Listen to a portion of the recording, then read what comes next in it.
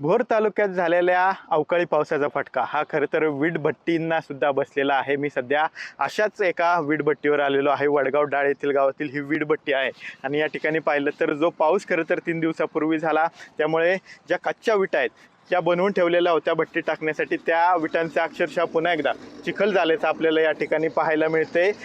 या ठिकाणी खरं तर विटा या झाकण्यात आलेल्या होत्या पाऊस आल्यावर, मात्र वादळी वाऱ्यासह हा जोरदार पाऊस आल्याने जी ताडपत्री या विटांवर ठेवण्यात आलेली होती ती सुद्धा यावरून उडून गेली आणि अशा प्रकारे या ठिकाणी विटांचं जे आहे ते नुकसान जे आहे ते झालेलं आपल्याला पाहायला मिळते। पाऊस थांबून जवळपास 2 दिवस झालेले आहेत, मात्र 2 दिवस होऊन सुद्धा या ठिकाणी आपण पाहतोय की कशा प्रकारे पाणी अजून सुद्धा या वीटभट्टीच्या ठिकाणी साठलेलं आपल्याला पाहायला मिळते। त्यामुळे एकूणच बांधकाम व्यवसायाचा खरं तर काना असणारा हा वीट व्यवसाय सुद्धा या आसमानी संकटामुळे अडचणीत आल्याचं आपल्याला पाहायला मिळते। दुसरीकडे पाहिलं तर ही वीट जी आहे ती सुकवली जाते आणि ती सुकवल्यानंतर कच्ची वीट सुकवल्यानंतर ती भट्टी तयार करण्यासाठी टाकली जाते आणि या भट्टीसाठी लागणारा जो दगडी कोळसा असेल किंवा त्यासाठी लागणारा इतर भट्टी पेटवण्यासाठी लागणारा भुसा असेल हा सुद्धा या संपूर्ण पावसामध्ये भिजलेला आहे। त्यामुळे एकूणच मोठ्या प्रमाणावर नुकसान जे आहे ते या वीट भट्टी धारकांना या ठिकाणी सोसावं लागत असल्याचं आपल्याला पाहायला मिळतंय। दुसरीकडे जर पाहिलं तर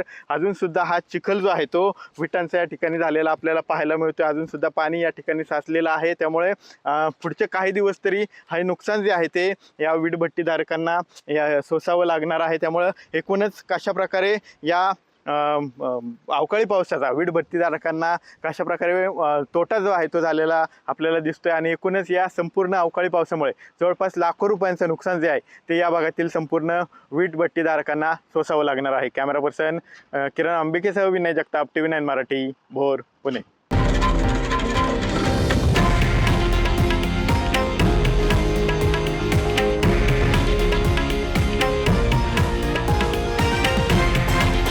हे आहे देशातील नंबर 1 न्यूज नेटवर्क आणि आपण पाहत आहात TV9 मराठी, एकमेव।